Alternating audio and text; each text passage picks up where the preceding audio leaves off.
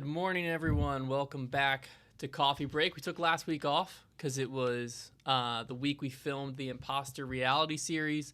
Obviously, no spoilers going to be happening here, but it went great. I'm really excited. I think we were able to accomplish what we were looking for. That'll be coming out late October, early November. But I think you guys are really going to like it. That's all I'll say. I think it went awesome. So super stoked for that. I can't wait for y'all to see it. Can't wait to start working on it some more.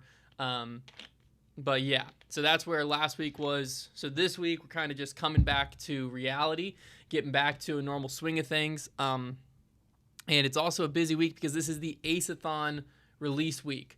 So we have the Aceathon Z-Flex Jawbreaker Buzz SS's dropping on Friday, 5 p.m. Eastern time. And so that's the big thing this week. That's the big push this week. It's just, we're super stoked for it this year. So to enter the contest, you pick up Buzz SS. You don't have to, you can borrow your friends or whatever, if you want to just all of you go in and buy like 3 or 4 and then go out to the course and all throw them, whatever. But you have to get a video of you acing with the Buzz SS. You submit it by tagging us on social media, on Instagram, YouTube, wherever. And we're going to look at all of those, pick the best 4. The best 4 are going to go on our Instagram, and then everyone's going to vote for the number 1 best ace. The winner of that can be flown to any course in the continental United States, their dream disc golf course. We'll meet you there, film a video for Foundation's main channel. So we're super excited for this year. So that all releases Friday. Last year, the Aceathon zone sold out within 50 minutes. I don't know the hype this year. The prize has gotten better, but the disc is a Buzz SS instead of a zone. So if you're really wanting to get in on it, make sure you're there right at 5. But 5 at Eastern, that is, because I can't guarantee how long they're going to be around. In an ideal world, they're sold out again within that 50-minute mark, because I think that's the perfect time where if you really wanted to get one, you got one. But that's the ideal world. We'll see how it goes on Friday. But also this week, Wednesday, Trevor, to help promote the Aceathon, is going to be going live until he makes the holy shot. So he's going to be throwing it on Tech Disc. He's got a Buzz SS. So it's going to be electric. So make sure you tune in. That'll be on the main channel. Trevor's going to be going live for however long it takes. He could be live for 10 minutes. He could be live for hours. I don't know. But he's going live until he makes the holy shot, which we tried for Imposter last year. I don't know if you remember that. That was the immunity challenge. And some people got close, but it's a tricky shot to make. That's for sure. So, sorry, I'm extremely dehydrated. I went for my, I'm in half marathon training prep, and went for a long run, or not a long run, speed work this morning, and the humidity absolutely destroyed me. So while I wait for some more people to roll in, let me go over kind of what is releasing this week. First off, I don't know if y'all have seen these, but the Z Swirl Anthony Barella Austin Turner collab cigars. We have ours dropping today. Probably like 5. I don't know exactly what time, but they released today. So if you missed out on them, the AB Austin Turner collab Z Swirl cigars hitting our site today. So they are sick. They're absolutely gorgeous in person. So be sure to check those out. That'll be happening today. Like I said, the Aceathon Buzz SS, that drops on Friday. I believe the Castaplast Sten, which is like their really lightweight kind of catch disc, that comes out later this week. Discmania, we have the Niklas Antila Horizon C-Line Drop, which is another overstable approach disc. We just had the P4 from them release. Now we have the Drop, a slightly different feeling overstable approach disc. That's happening possibly today, either today or tomorrow. And then Latitude 64 has in 2 days, on Thursday, the Grand Bullseye Grace, the Gold Bullseye Explorer, which if you haven't seen these, they're pretty sick. They look like bullseyes. That's why they have the outer ring, inner ring, and then bullseye. So Kristen's Grace, Isaac's Explorer. We also have some lemon scented judges from the classic blend, and then the Opto Striker and the Opto Triple X. So a lot of the older molds from Latitude are getting re-released, like the Triple X, which is a crazy overstable disc that was around when I first got into disc golf. It's coming back for this, so a lot of that stuff releasing this week. So super exciting times at Foundation, super exciting week. I am absolutely exhausted. Last week, I think that, someone asked me, it might have been Jay Milley, one of the contestants though, asked me at Imposter, like, how many hours had went into planning this. And like, me personally, I think I probably put around 30-ish, maybe more, roughly though, into planning the Imposter series. But that's just me. Then you also had Connor and Silas planned out a lot of the production stuff. Brad was selling the show. He planned out a lot of the integrations. Jason helped with a lot of logistics. So we had a team of 5 of us working on this show. Probably like 100 hours went into it before last week. I don't actually know how much. And then last week, that was like all we did.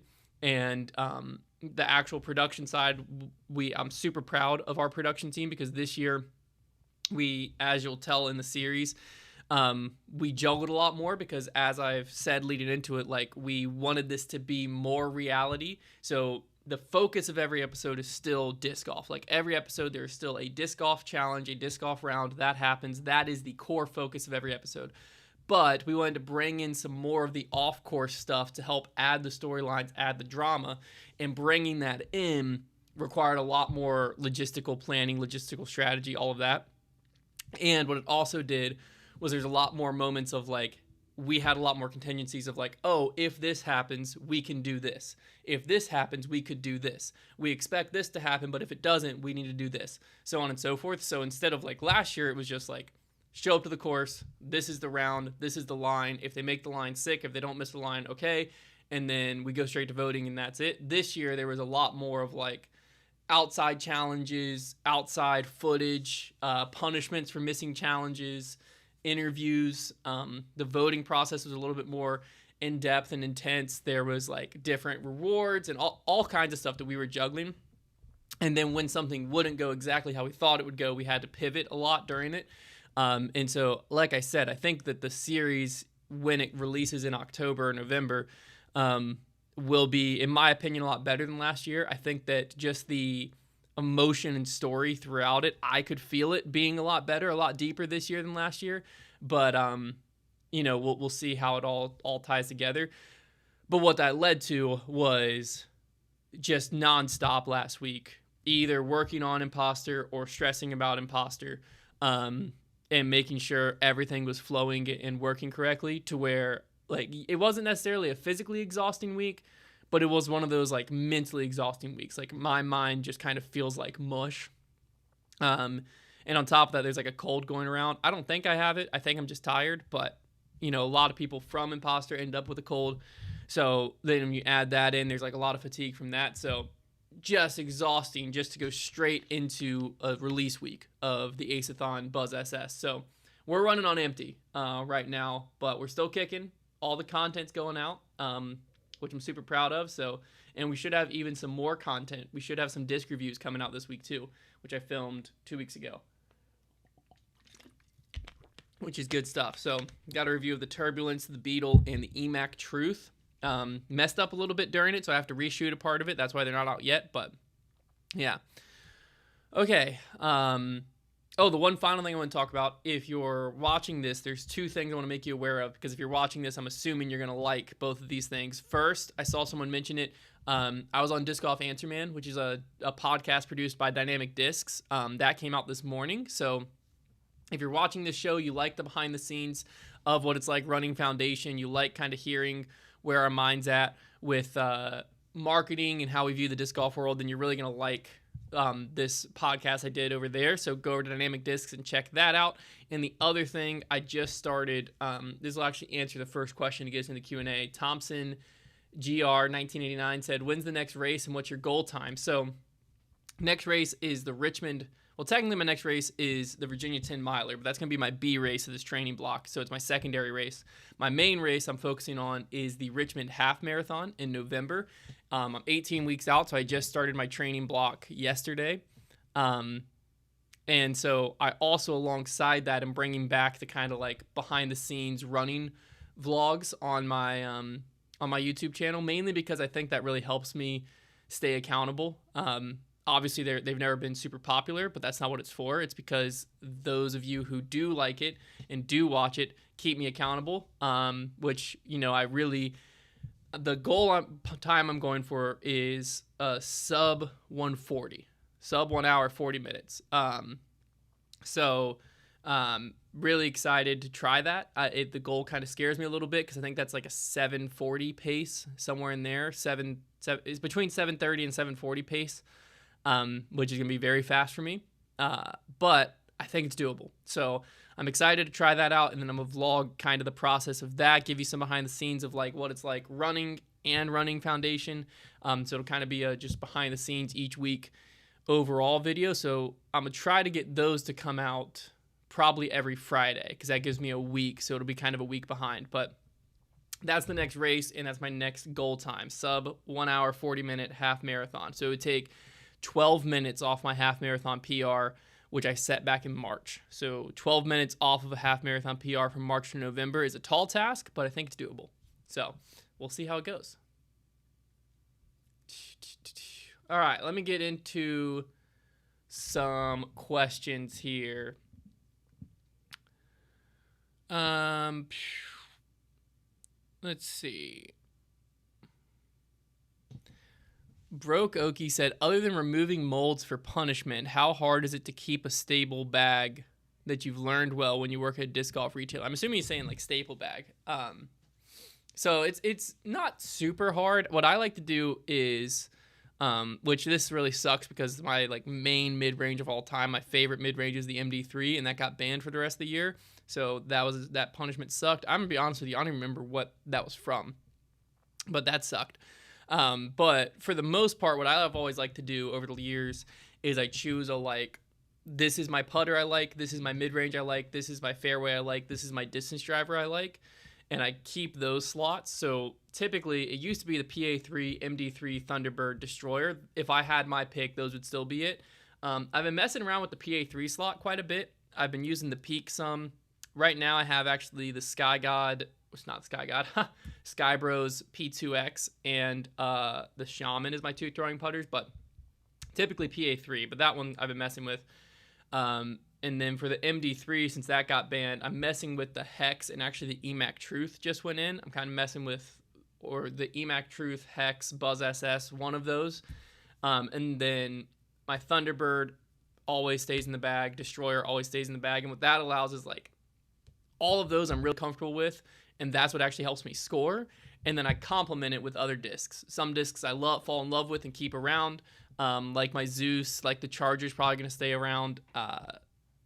The Zone is another one that's going to stay around most likely. But those I'm not married to, so those I'm willing to take in and out. The Fuse is another one that I really like. And those are the ones that I really cycle through where, something new comes in, I want to try it out. I'll pull one of those out and put something new in, mess around with it. So I think that is kind of like, which I think that's the best way to build a bag personally, is you have your molds you're super confident in, where like for me, my most competitive disc golf is in a break series or a monthly match or course conquest. And if I'm in one of those, I have the key molds that I can rely on where like, I know I'm going to hit a line with these. But then I still have the extra discs that I kind of cycle through that like accomplish different shots. And if I want to use them, I can. So yeah. Todd Swanson said, do you still throw any Champion plastic molds? Do I? No, I do not currently. I always used a Champion Thunderbird. That was like my go-to favorite. But then with the release of the Hunterbird and and that was in Halo Star, that's my new go-to Thunderbird. And then I had a Champ Firebird for a while, but I'm messing with the Turbulence right now, just kind of seeing how I like it. So the Firebird's out temporarily. So I think right now I have no Champ plastic in the bag. I do have some Star, but no Champ. Oh, some people are asking about when Imposter's dropping. Yes, Imposter's dropping end of October, beginning of November. It'll be 5 Thursdays all in a row, immediately after the Pro Tour season. So Pro Tour finale will end. The next week, I believe, Imposter will start, and it'll run every Thursday night for 5 weeks. So super excited about that.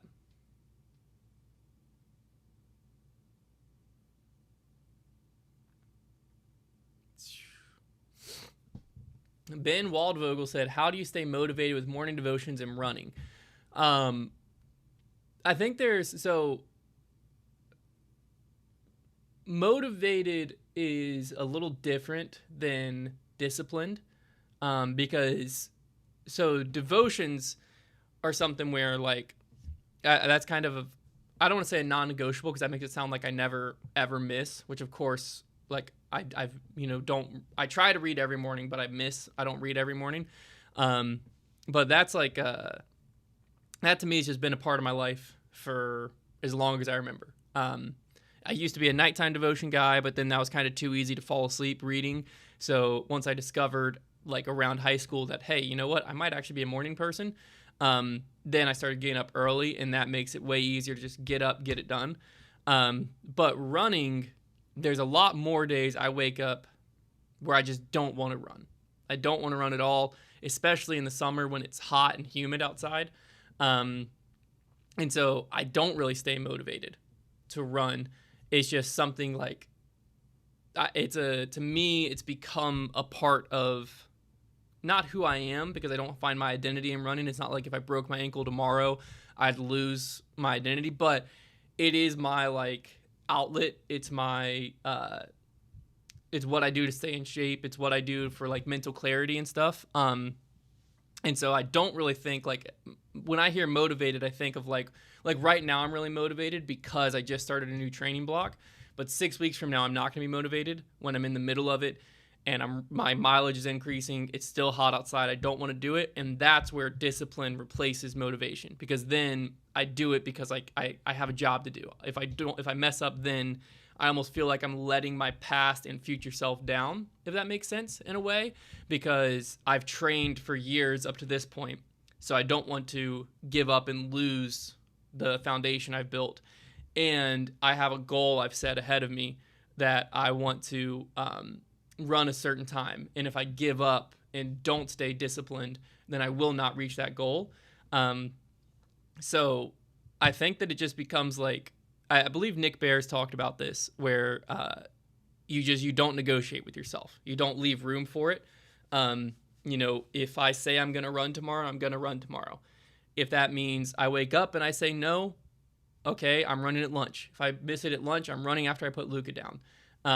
And there's times in my life where, like right now in a training block, that's important. I need to get the runs in. I need to get the mileage in. But then when I'm not in a training block, that's not that important. So then I'll let myself negotiate with myself of like, I want to hit 15 miles this week. I don't care when it comes. If I just run 5 miles throughout the week and run 10 miles on Saturday, that's the same to me as if I run 3 miles 5 days a week. So those are two different things. But yeah, hopefully, I mean, it's kind of a bad answer because it's kind of just like, do it. But that's just kind of what worked for me. It was just like this morning, my alarm went off at 5 o'clock.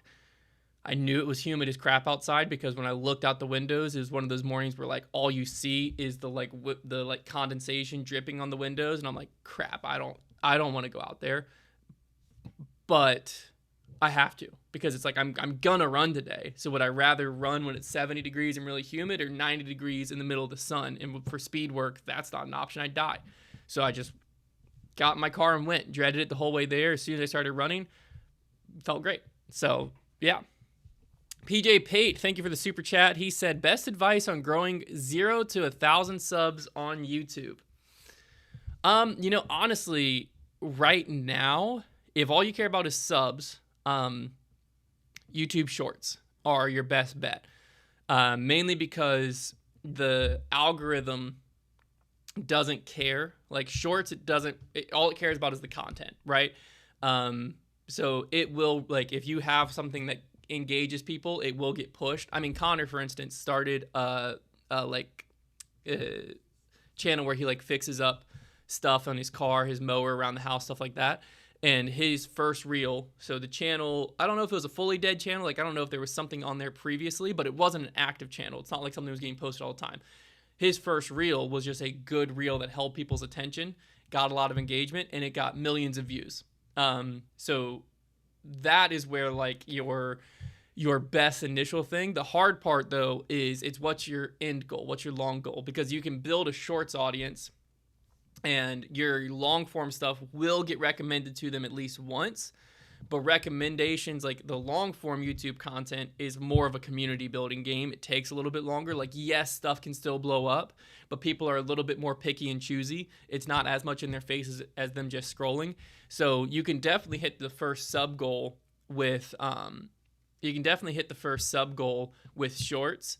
But if your long goal is getting long form content, then I would try to just focus on perfecting that, and just study your analytics. Like, even if you have only 20 subscribers, and you're getting 100 views or something, if all of a sudden a video gets 200 views, try to dive deep in analytics and be like, what was the difference? Oh, it was my click-through rate. Okay, so with my click-through rate, what about my title and thumbnail made this get more clicks? Or maybe it's my retention. Maybe my previous retention was like 30%. This one got to 70%. Why did people want to watch this longer? How can I replicate that? And that's the game you start to play, and then it'll start ramping up. Like you stuff doesn't go viral by accident, right? And you can't always control like, oh, I know this video is going to get hundreds of thousands or millions of views, and this next one's going to get 2,000. Like, you can't control how big that spike is, but you can control, I know this video will do better than this video. Like, you can figure out that type stuff. And then as it gets in the algorithm, gets pushed, it's like, when will it stop? Who knows? But you can definitely figure out these trends on my channel with my audience are what's true. Like, I know if my thumbnail is outside versus inside, my click-through rate goes up. If my face is really big versus really small, my click-through rate goes up. If someone's throwing in the thumbnail versus not, all that type of stuff you can figure out even with very few subscribers, very few views. You can still see your trends and study them. So I think that's the advice for long-term. Don't worry about sub count. Don't worry about views. Just worry about, okay, this video did better than this video. Why? Find your hypothesis, test it in the next video. This video did better than this video. Why? Or I thought it was this, that didn't work, so it must be something else. So now you go into the next video, figure this one out. Oh, okay, it must have actually been this, yada, yada, yada. It's a grueling answer, but it's the right one, in my opinion. So, yeah.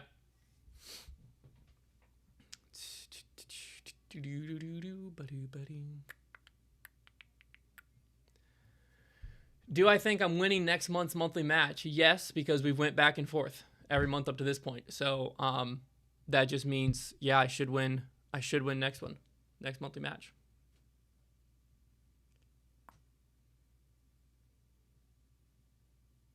Oh, Paul Crans in both chats. He said, did I see the message I sent him? He sent me about a punishment idea. I did, Paul. Looks like torture. I know it might have taken you like an hour or two. That would take us an eternity, so we'll probably do it at some point. It was basically an idea of he had 10 putters, and pretty much every putter you made, you had to step back a step, which is like probably like 3 feet, and you had to make them all in a row. So you started like 15, and by the end you had to get to like 50, basically, if I remember it correctly. And you can't stop until you've made all of them in a row. So for us bad putters, that'd be very tough. That would be very tough. Bryant McKenzie said, thoughts on doing a 50 courses in 50 states like the Ryan Trehan series? I think that could do very well. If I wasn't married with a kid, I'd be all over it. We've definitely had some series ideas like that I'm like, this could get legs in disc golf and could be really big, but they require a different life stage than we're in. But I definitely think if someone does it right, that it can definitely go really well.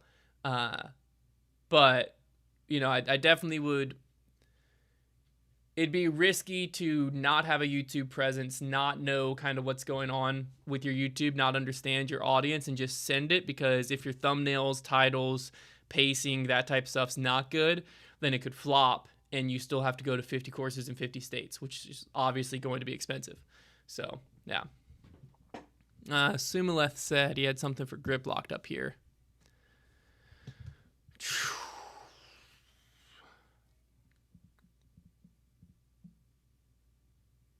Oh, that's a fun idea. He said basically for chip locked to do chip locked for grip locked, sorry, to do chip locked for the Pro Tour, which is the little like chips you earn throughout your disc golf round. And basically you keep track of like who is the most recent one to earn whatever chip it is, and keep track of it throughout the season. That seems like a lot of work. I'm not gonna lie to you. So we'll see.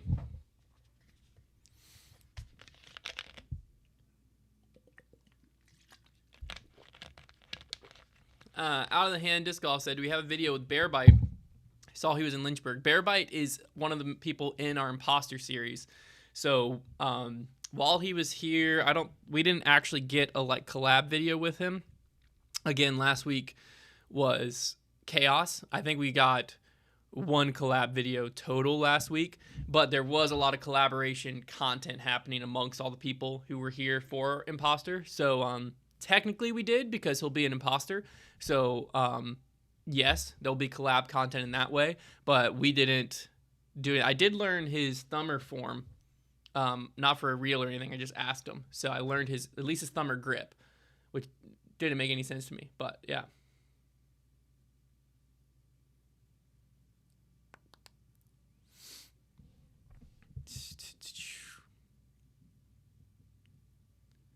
JMZ555 said, quick rules question. Can you walk back into your lie, moving branches that are in the way to give yourself an unobstructed throw? Typically, no. It really depends on where your lie is, and like, you basically, from my understanding, have to just get to your lie in a like least disturbing way as possible. But typically, you can't move stuff in front of your lie. So if that's like literally the only way you can get in. But once you're in there, you can't just be like holding back the bush trying to throw. Really fun in casual rounds, go for it. But in a PDGA round, no. I think there's an actual rule on that, but I don't remember the exact ruling. I guess this makes sense. Someone asked who's in the Imposter series. At this point, I might as well just answer and let you know. So we had Trevor, Brody, Robbie. They're the like foundation personalities. We had Gary Daddario from Tour Life and last year's Imposter. He came back. He was the fan vote to return. And then we brought in Bearbite and Jay Milley as the two additional creators. And then the two applicants were Grant. You might have seen him on Instagram recently, is G-Star Creative. And then Carlos, who I just saw in the chat. So that was our 8. I think I just went over all of them. I believe that was all 8. So, yeah. There you go. Super, super great cast for the series. It was absolutely electric. So I can't wait for y'all to see it. Would Des Moines be a good boys trip for disc golf and hanging out? It was a good time. I don't know if that's where I would necessarily choose for like a boys trip. I think that if you're going just to like, you want to play some disc golf and hang out. I mean, Denver is an awesome place. Charlotte is an awesome place. If your like main focus is disc golf, but you like want a really fun area, Vermont, going up to Smuggler's Notch, especially in the fall, is an awesome choice. I mean, Lynchburg is a great choice too, but Des Moines was fun, but I don't think it would be like my first pick on recommendation for like, oh, you're going on a boys trip, go to Des Moines.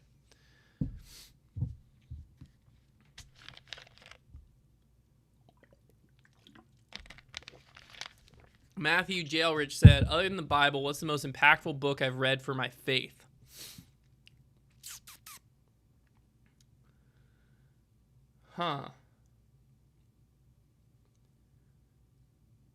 Probably would have to be something I read more early on in high school, I would imagine. One book I've come back to a few times is Radical by David Platt. trying to think if there's any. I've read some great stuff from John Piper. I think John Piper wrote "Don't Waste Your Life," if I remember correctly. That was a good one. I don't know if I ever fully read it, but I know I read most of it, which is "The Cost of Discipleship" by Dietrich Bonhoeffer. To be honest with you, I feel like that was kind of a like more Old English version of Radical by David Platt. But yeah, I think that I feel like, I mean, there's been some I've read that have been more like I'm trying to understand a section of theology more, but that's less impactful, more just like, because I think, as a Christian, if you're a Christian, you'll probably understand this of like, there's your non-negotiables in Scripture, which is like, the stuff that's like difference between being saved and not saved is like, not if you understand this, but like basically like Jesus dying for your sins and rising again, defeating death, right? Like that is a non-negotiable of like, obviously you need to believe that if you're going to surrender your life to him. But then there's some stuff that's like not necessarily gray areas, like the Bible has a lot to say on it, but it's like it doesn't really matter what you believe about it to a certain extent on your salvation. And a lot of that stuff has been stuff that I've just like read a bunch on because it really interests me, but I don't think that's necessarily as impactful because I don't think it's as foundational or fundamental to your understanding of the Christian faith. It's more just good to your understanding of how to defend your faith, good to your understanding of the Bible in general, and I think understanding God on a much deeper level. I think a lot of that stuff's really good to dive into because then it brings the Bible to life a lot more, and some of the stuff that seems a little bit more confusing makes more sense. But I think I'll just go radical. I think we'll go radical. Let's see. Paul Crans, Hunter, what's my death row last meal? Pizza, for sure. Cheese pizza. It also happens to be my meal I would want any day. Actually, it depends on how soon after my death row last meal I'm going to die.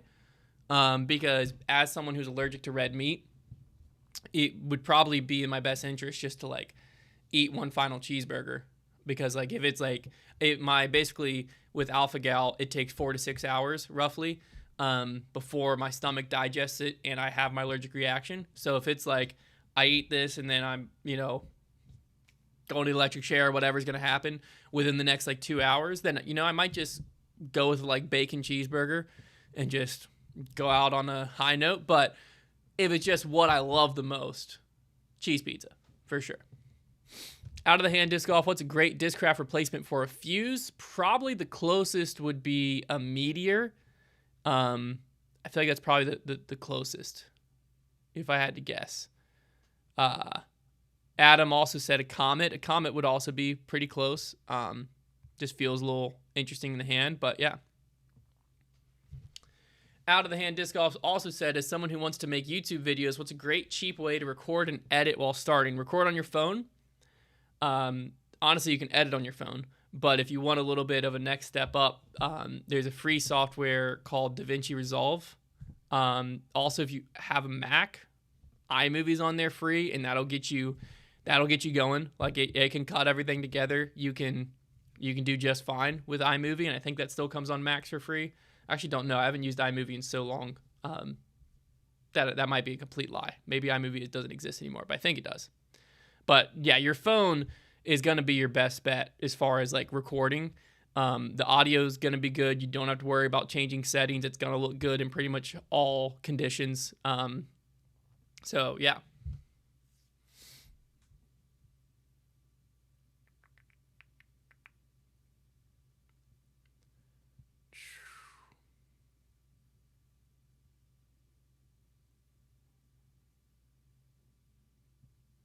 Oh, that's a good question.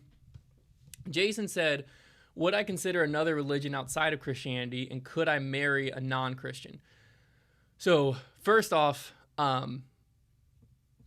as a Christian, personally, I believe that no, I would never consider another religion outside of Christianity. I've studied a lot of other religions. As someone who I went into actually biblical and theological studies. I got almost my whole degree in that before I switched to graphic design. But where the difference between religion and relationship, I think, is the big thing here, right? I genuinely believe, like a lot of other religions, most other religions, and possibly every other religion, I haven't studied all of them, is what you have to do for your God to earn salvation, right? To earn your key to heaven or eternal life or whatever, right?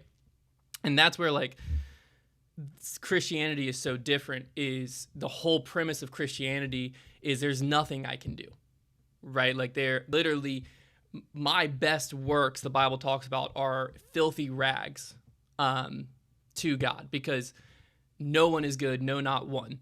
That's, also in the Bible. And, I actually saw someone talking about, like, the Bible talks about all good people go to heaven, but also talks about there are no good people, right? So there's your conundrum, because the problem is the only way that we are made righteous is actually forgoing ourselves, crucifying ourselves, and accepting Christ's sacrifice for us.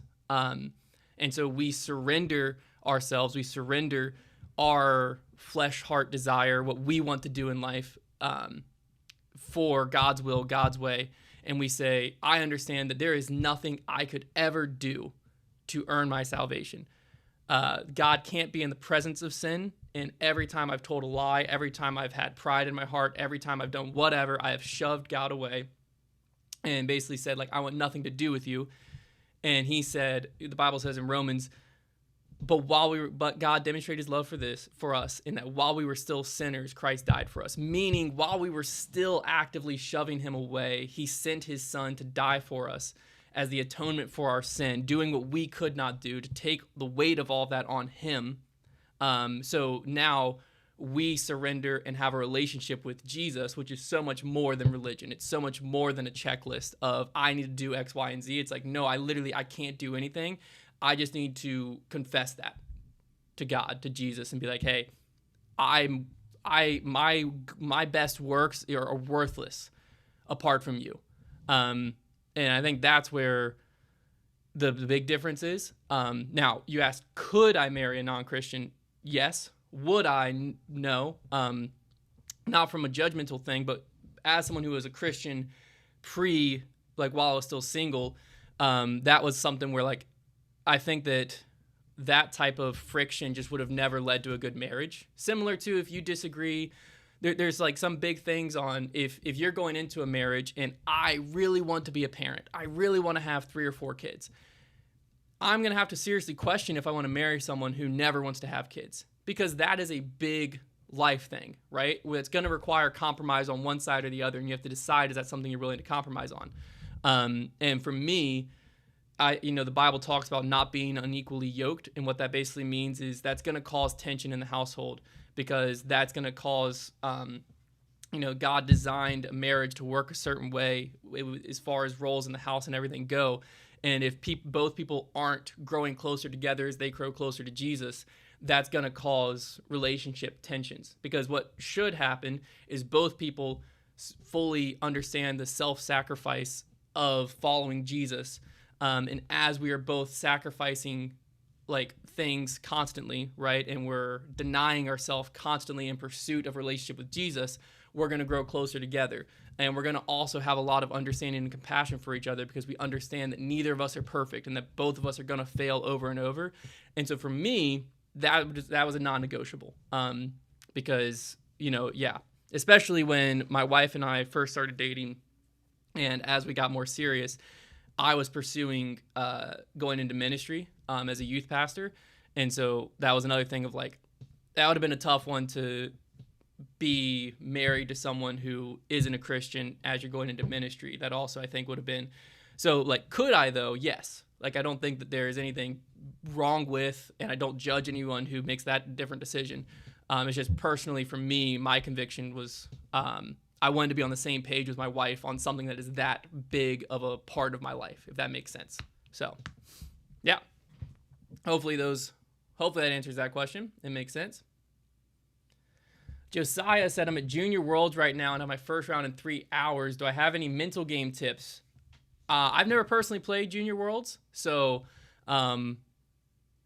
unfortunately I don't have a lot of like Junior Worlds tips because that is a high pressure situation, but I have played in a major before, and a major that I was super passionate about in college nationals, and that was something that I'm assuming is similar to you, where I had prepped, and everything came to this one moment, and I was about to tee off, and like nerves were at an all-time high. And for me, the biggest thing that I could do is kind of like try to step back going into it and just be really excited that you have the opportunity to be there. That was a big one for me, is like, hey, regardless of how I play, I know I've put in a lot of work. I'm proud of the work I've put in. I'm prepared to be here. Let the chips fall where they may. And then once you get in the round, just go in knowing a few things. Bad shots are going to happen. The best players in the world have bad breaks, miss putts, have bad shots. So do not expect perfection. You won't have it. Bad shots are going to happen. And then the secondary thing is focus on the shot you're in. So again, bad shots are going to happen. You're going to get off the fairway. But the best thing you can do is focus on just the shot in front of you. And just walk up as, hey, here's another opportunity to throw another good shot. And then finally, you're at Junior Worlds. Have fun. You know, obviously you're there to play good disc golf. You're there to be competitive, all of that. But don't get so focused on the competition and so focused on that you don't take in all of the fun stuff that goes around it. You know, obviously, hopefully you already got in the distance contest and putting and that type stuff. I'm sure they're going to throw a SIG players party. Emporia typically does. So, like, enjoy the environment. Don't get so caught up in having to play good and trying to reach whatever goal. Get there. There's a phrase in running that I think applies to disc golf, which says the hay's in the barn. And basically what that means is you've already put in all the preparation to get to this moment. You can't change any of that, right? If you should have putted more, you can't all of a sudden putt more. But like, however, all that hard work you've put in has led you to right here. So the hay's already in the barn. We've already went out and done all the hard work. Now it's time to just execute. We've already loaded it up. We're already ready. Let's go have some fun. So that's my mental tip for Junior Worlds. Oh, Jacob said, can confirm iMovie's still there. Good. iMovie is a great place to start. That's where I started.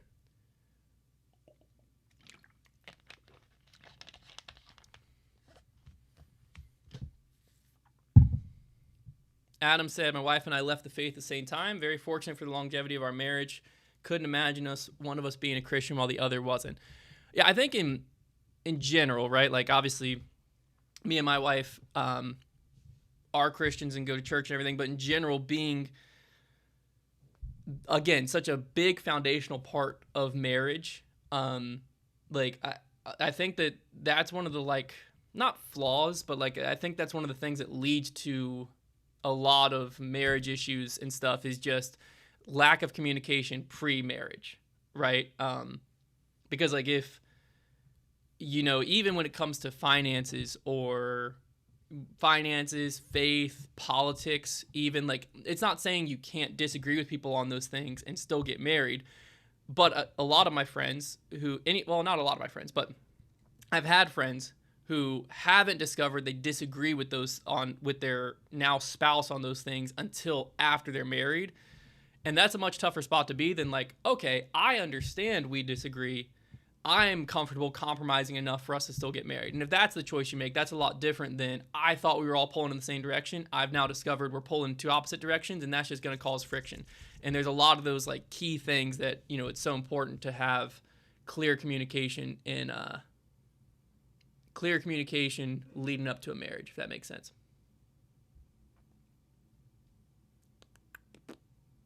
All right, let's see. Where are the other... Oh, here's a good question. I'm Zach Kirk says, what do I love more, business or disc golf?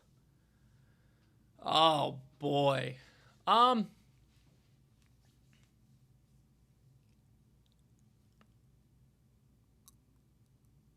a fantastic question.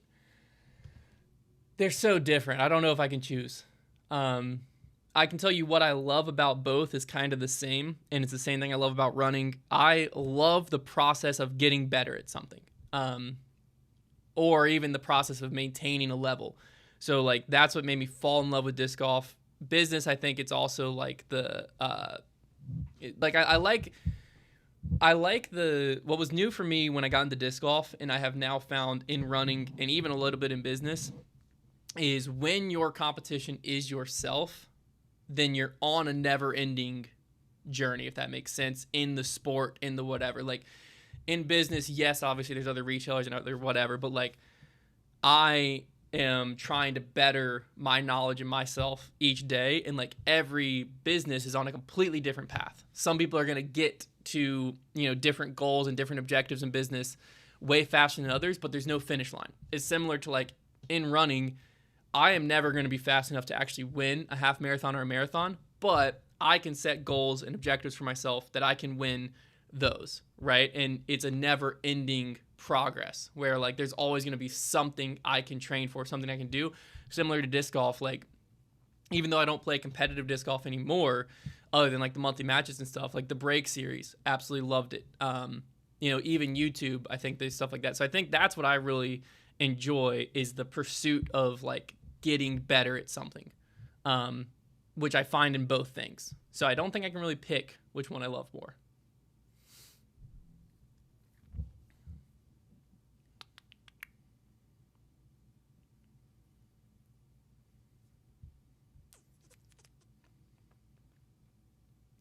Luckily, I do the intersection of those two things. Very good point. Very good point. Did I see the fastest 18 hole video by a distance runner? I did not. It is something we've wanted to do for a long time. Our problem has always come down to how do we film it in a way that fits like a foundation video? You know what I mean? Like, you know, obviously we want to, because we've also just wanted to do like fastest hole wins type stuff. But it's hard to film. The easiest way is like with a GoPro, but it's like, are we willing, is the idea good enough to sacrifice how we typically film foundation videos? And then if not, how can we film a video like that in a way that still feels like a typical foundation video? And that's the part we've always kind of failed at, and why it's never happened. We want it to happen because I think it's a really fun video idea, but all right, we're going to take a few more questions and wrap this thing up. The YouTube chat is basically marriage advice, which is awesome. It's just a much different direction than the coffee break typically goes.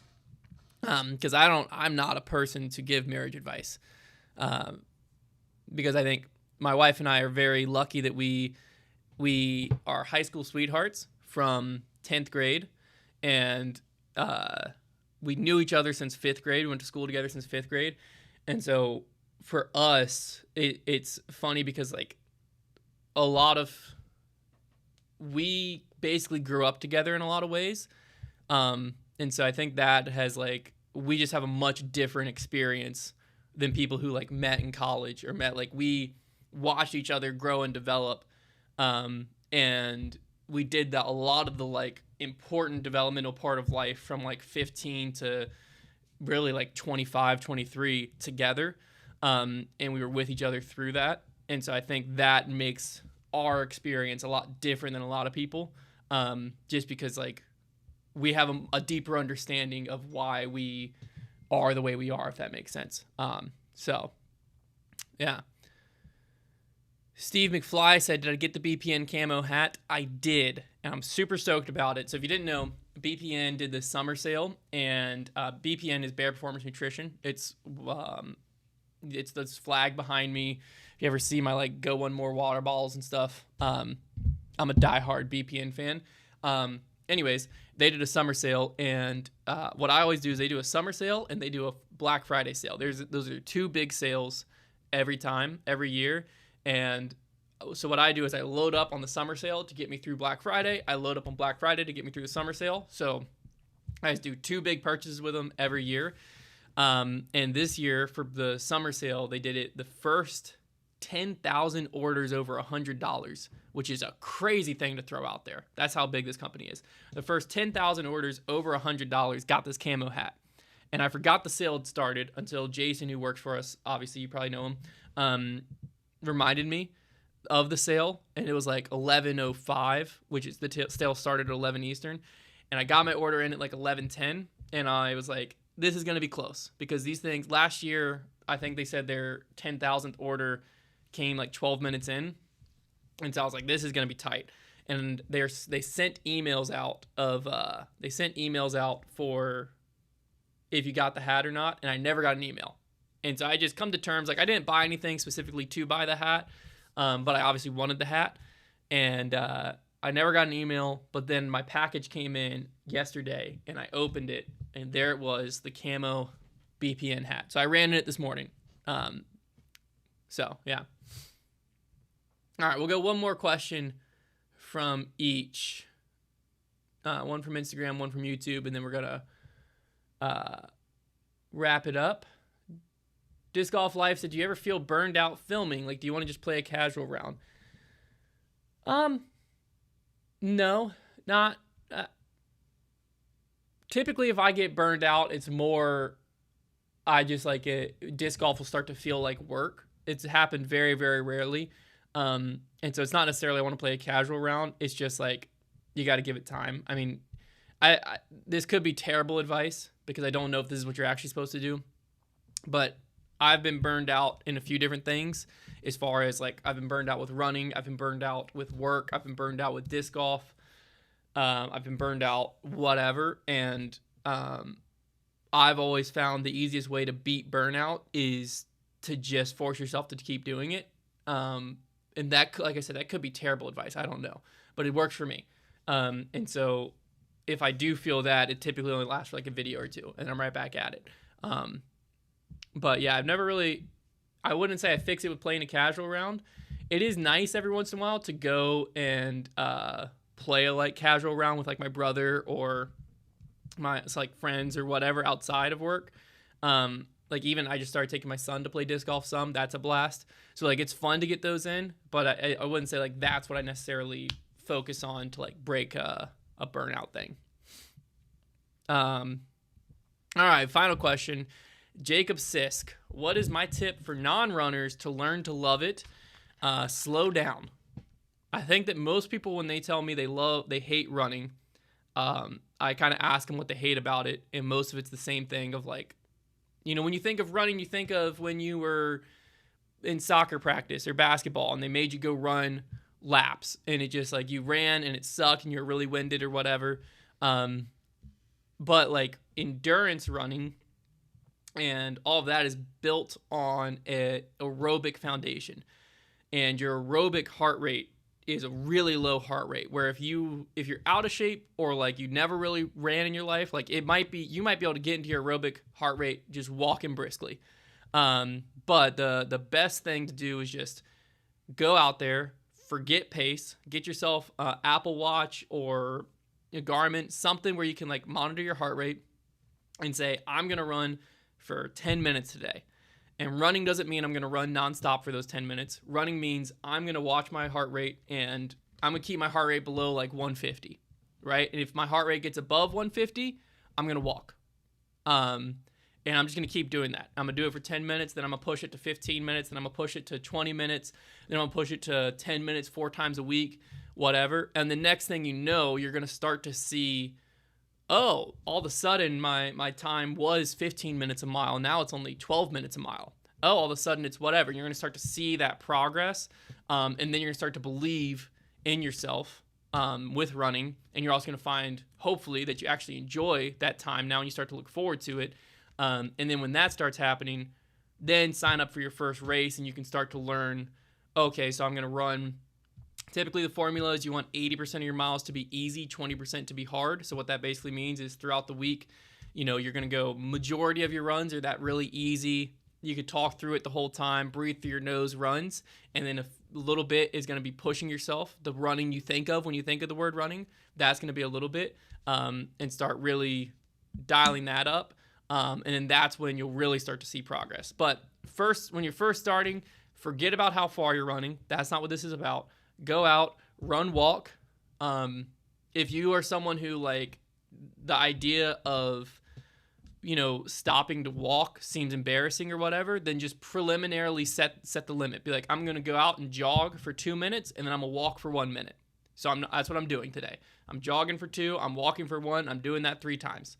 And then just go do that. But if you're someone who can watch your watch and just look and be like, oh, 155, I'm walking, then do that. Because I wish that's what I would have done, but I didn't start doing that until way too late. But once I started doing that, the progress was just instant. Instantly, I got faster, which is crazy, but it's because I had to build my aerobic base. And now I absolutely love it. I can go out for an easy run for 5, 6, 7 miles and never really feel fatigued, legs, heart rate, none of it, which sounds so crazy to like think of what I used to think of running, but it's like you're not sprinting. You really only sprint the shorter distances. So yeah, there you have it, ladies and gents. That wraps up the coffee break. Appreciate y'all. So don't forget, check out the cigars. I believe they're dropping today, but the big thing is the Aceathon Buzz SS Friday, 5 p.m. Also join in the suffering of Trevor on Wednesday. Tomorrow night, I believe, he'll be going live and trying to throw in the holy shot, which if you don't know what that was, just Google disc golf holy shot. So appreciate y'all, and I'll talk to you again next week.